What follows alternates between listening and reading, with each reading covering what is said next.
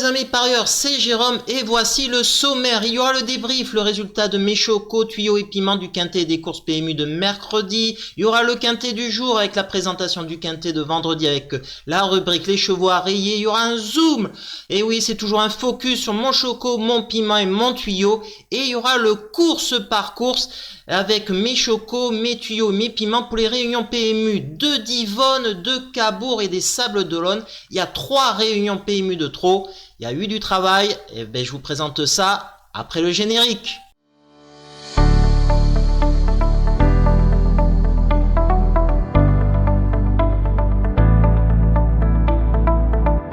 Allez, le débrief du quintet de mercredi à Vincennes.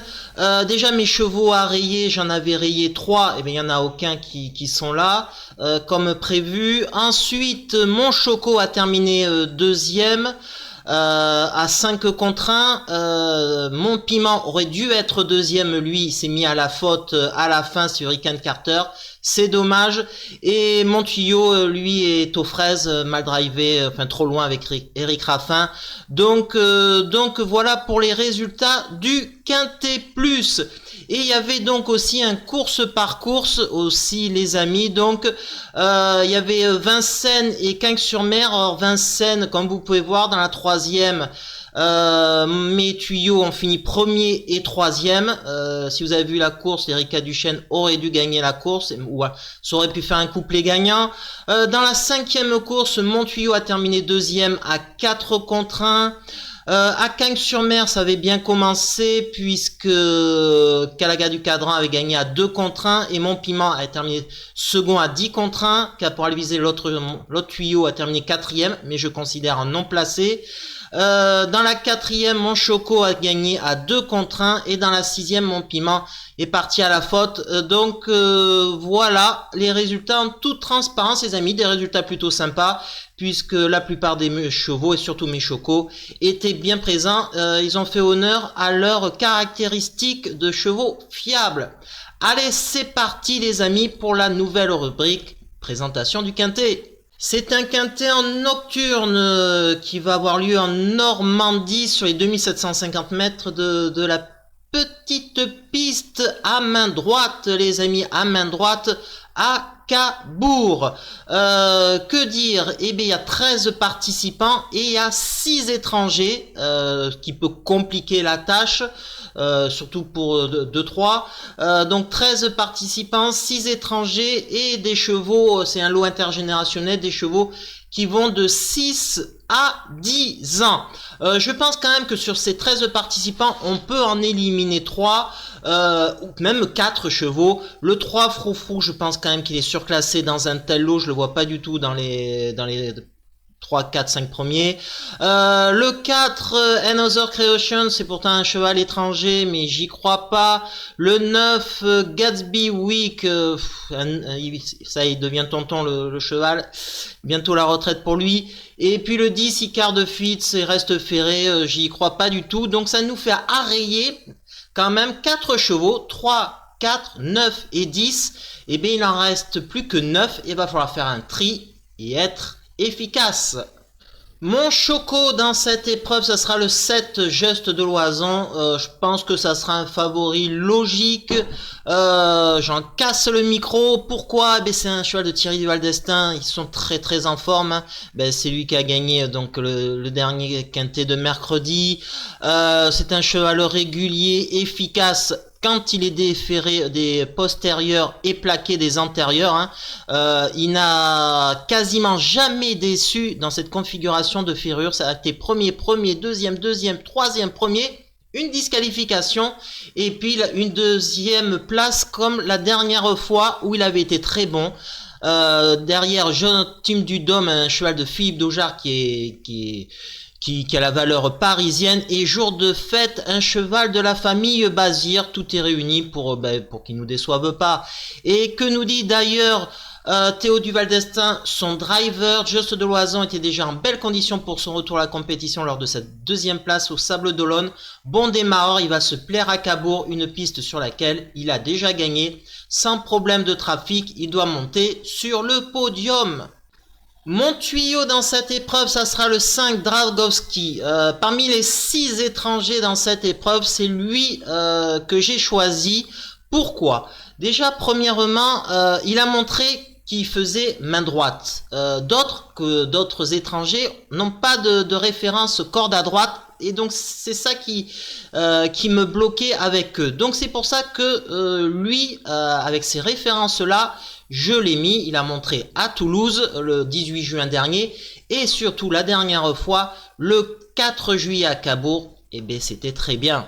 Et regardez la course, je vous zoome, regardez le cheval, il est malheureux, il n'a pas le passage. Regardez, on voit Pierre-Yves Verva, c'était son driver attitré là, lors de cette épreuve de Quintet Plus à Cabourg. Il est derrière le numéro 13 là, c'est le 16 lui. Le 13, il n'a jamais le passage, il aurait dû gagner 100 fois la course s'il avait eu le passage donc dans la ligne droite.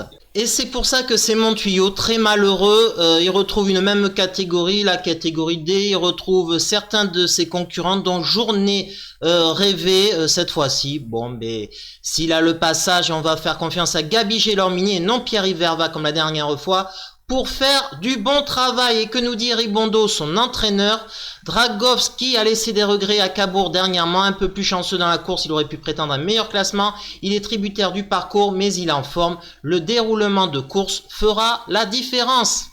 Et mon piment dans cette épreuve, ça sera le numéro 8, Jet Express. Pourquoi? Je pense qu'il va pas être beaucoup joué, car il ne va pas être déféré des postérieurs, parce que c'est Philippe Daujar à son sulky, car les gens vont jouer des drivers, d'autres chevaux, donc il va être à plus de 10 contre 1. Et bien moi ça suffit pour le mettre en piment, car c'est un cheval extrêmement régulier, 21 fois sur 39, il est dans les 3 premiers, c'est sa musique, avec toujours Philippe Daujar en tant que driver. Il a montré vraiment une grande qualité, parce qu'il peut arriver à Vincennes, c'est un cheval même qui a couru groupe 2 à Vincennes, bon il n'a pas fait l'arrivée, mais voilà, c'est un cheval qui a montré quand même qu'il pouvait être même 3e d'un groupe 3, c'était le 14 mai 2025 quand même, à Vincennes. Donc bon, ben tout est réuni. Je pense que pour une jolie cote, eh ben moi c'est mon piment les amis, je le mets. Et que nous dit d'ailleurs Philippe Daujar, son entraîneur et donc driver? Jet Express vient de me confirmer sa forme lors de sa 3e place à La Rochelle le 28 juillet. Il a souvent eu des engagements difficiles et je suis satisfait de la qualité de sa course de ce vendredi. Il y a de bons chevaux au départ, mais il évolue dans sa catégorie. Même s'il faudra assurer sa mise en jambe, je pense qu'il n'est pas illogique d'envisager le podium. Et pourquoi pas la gagne les amis, si tout se passe bien, c'est un prétendant sérieux. Allez, on passe aux courses par course, où il y a 3 réunions PMU de trop à étudier. Allez, on commence avec Divonne-les-Bains, donc voilà, 4 courses dans lesquelles je vais jouer, des tuyaux, piment et choco, à Divonne-les-Bains, et donc de la 8e les amis. La 8e, c'est quand même le Grand Prix de Divonne, qui va être intéressant à étudier. Un petit zoom sur cette épreuve. J'ai mis Matteo Di Quattro, c'est un cheval très régulier. La dernière fois, il a été décevant. J'ai vu sa course, il était monté de souvenir par Antonin André, avec des très bons chevaux devant, dont Juste de Loison. Il a pas pu revenir. Là, il revient dans une épreuve beaucoup plus facile pour lui. Théo Brillant est appelé. J'aime aimé. C'est Alex Abrivard qui le drive, et Easterman, on le connaît, c'est un cheval de qualité. Il y a une autre réunion, c'est Cabourg, c'est la réunion, d'ailleurs la réunion 1, parce qu'il y a le quintet, un peu moins de chevaux que je vois, c'est surtout des chocos, avec un tuyau dans la 2e course. Et il y a aussi les Sables d'Olonne. Alors là, il y a un peu moins de chevaux encore que je vois. Mais voilà, Jason du Trésor. J'ai vu qu'il y avait Eric Raffin qui se déplaçait aux Sables d'Olonne et non pas à Cabourg. Donc c'est une indication comme quoi Si Eric Raffin se déplace au Sable d'Olonne, c'est pas pour faire du tourisme. Donc on va pouvoir le suivre plutôt en confiance, les amis.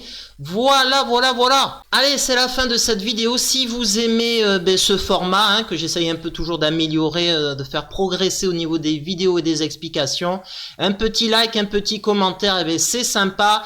Et puis sinon, je vous dis à très vite pour de nouvelles aventures épiques, mais que pour le trot. Allez, ciao les amis, la bise.